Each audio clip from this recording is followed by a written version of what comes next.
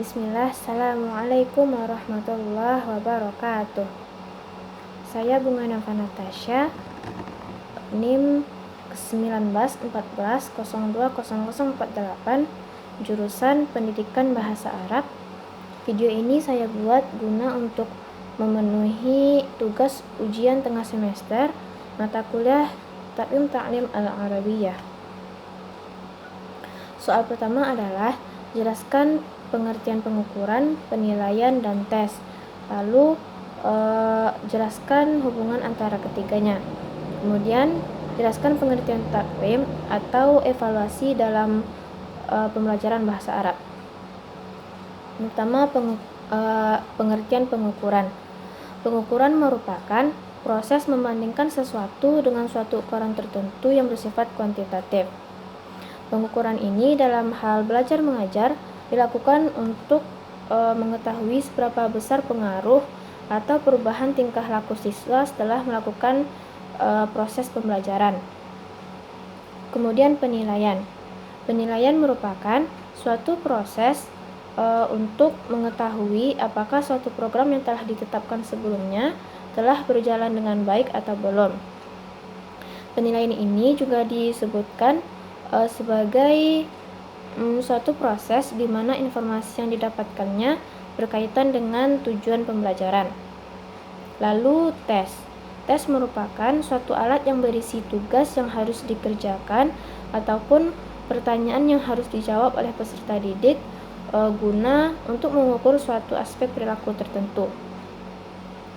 Adapun hubungan antara pengukuran, penilaian, dan tes ialah pengukuran merupakan suatu tindakan membandingkan sesuatu dengan ukuran tertentu, baik itu dengan tes maupun non-tes. Yang mana tes ini dilakukan dengan cara lisan, tulisan, praktek maupun proses. Adapun non-tes ialah dilakukan dengan cara observasi, wawancara, dan kuesioner. Maka dengan adanya penilaian, ia berguna untuk menafsirkan hasil pengukuran atau pemberian nilai dengan standar tertentu. Dan dengan adanya tes berfungsi sebagai alat ukur dalam melakukan pengukuran dan penilaian. Kemudian pengertian takwim atau evaluasi dalam pembelajaran bahasa Arab. Evaluasi merupakan proses yang dilakukan untuk mengumpulkan, mengklasifikasikan, menganalisa, menjelaskan, dan mengumpulkan data atau informasi, baik itu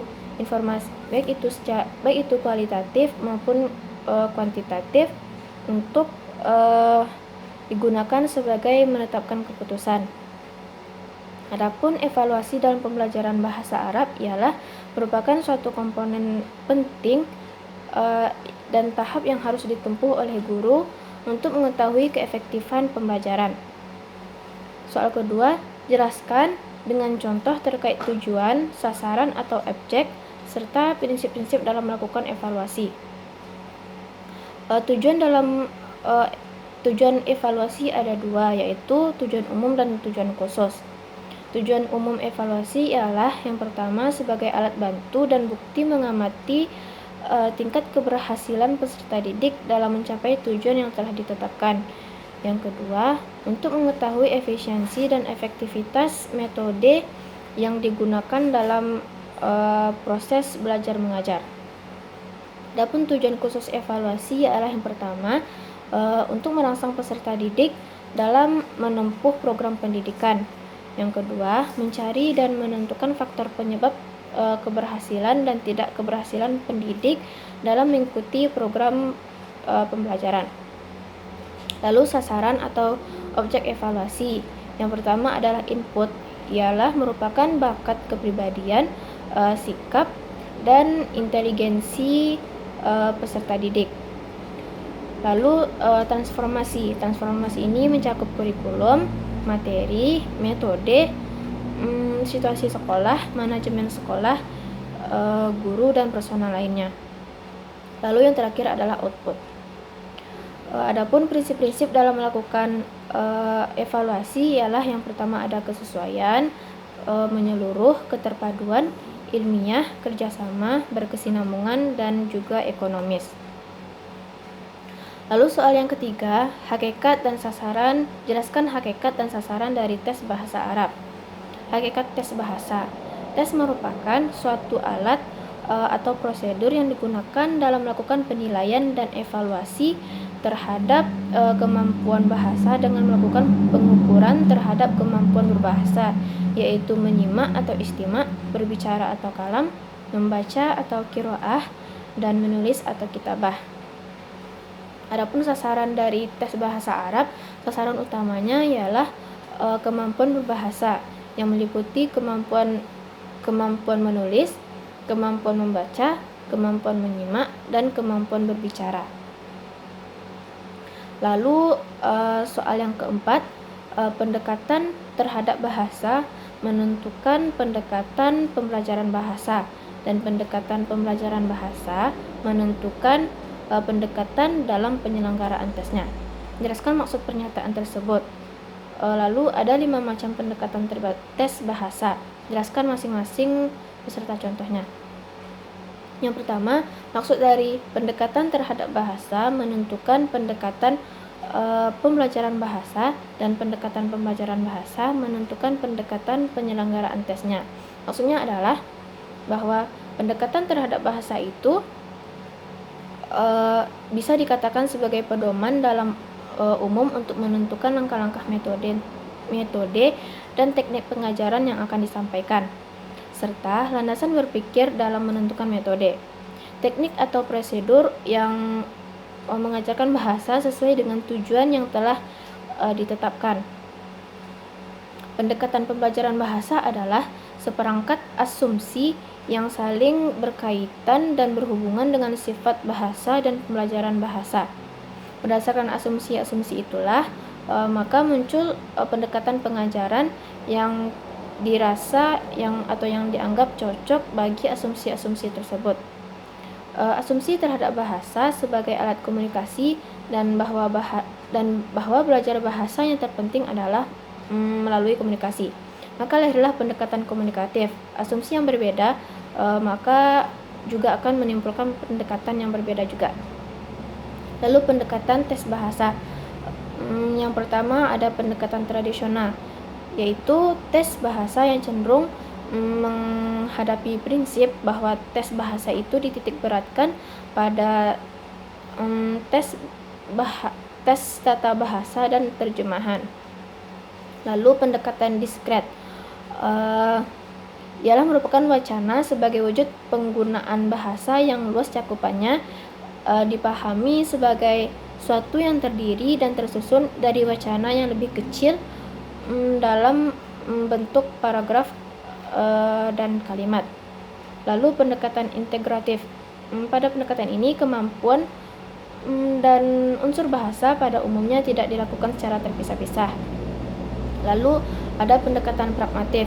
Pada pendekatan pragmatif ini mengaitkan bahasa dengan penggunaan senyatanya yang tidak melibatkan unsur-unsur kebahasaan saja, namun juga unsur di luarnya. Lalu pendekatan komunikatif. Pendekatan komunikatif ini mendasarkan pandangannya terhadap penggunaan bahasa dalam komunikasi sehari-hari.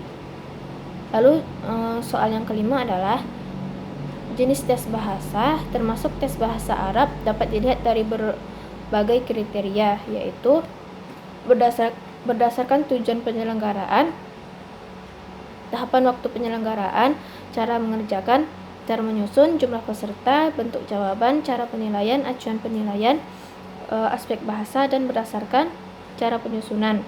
Jelaskanlah 5 diantaranya beserta contoh.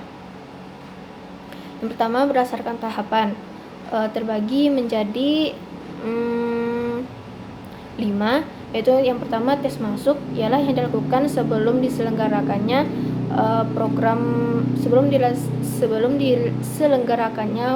suatu program. Lalu tes formatif ialah yang dilakukan di pertengahan atau disebut dengan ujian tengah semester. Lalu tes sumatif ialah yang dilakukan di akhir program. Lalu ada pretest yang mana ini dilaksanakan sebelum program pembelajaran. Lalu post test, di mana ini dilakukan setelah program pembelajaran. Adapun berdasarkan cara mengerjakan. Ini terbagi menjadi 3, yaitu ada tes tertulis, tes lisan, tes perbuatan atau praktek. Ketiga, berdasarkan cara menyusun, terbagi menjadi 2, yaitu tes terstandar, yang mana tes ini dilakukan secara terencana dan sesuai dengan prosedur. Lalu tes buatan guru, tes ini disusun dan disiapkan dengan prosedur seadanya tanpa melalui kajian yang rinci. Tes terstandar ini contohnya seperti soal ujian nasional. Lalu adapun tes buatan guru ini contohnya seperti soal UAS dan UTS. Lalu yang keempat, berdasarkan jumlah peserta, terbagi menjadi 2, yaitu ada tes perseorangan, yang mana tes ini dilakukan secara individual, kemudian peserta tes diminta untuk langsung menjawab dan mengerjakan sendiri. Lalu ada tes kelompok, yang mana ini dilaksanakan oleh sekelompok peserta tes sekaligus. Lalu yang kelima, berdasarkan cara penilaian, terbagi menjadi 2, yaitu tes objektif, ialah tes yang dilakukan secara objektif dan meniadakan unsur subjektivitas pelajaran. Lalu ada tes subjektif, yang mana apabila penilaian terhadap jawabannya dipengaruhi oleh kesan dan pendapat pribadi si penilai. Sekian yang dapat saya sampaikan. Salah dan kurangnya saya mohon maaf. Assalamualaikum warahmatullahi wabarakatuh.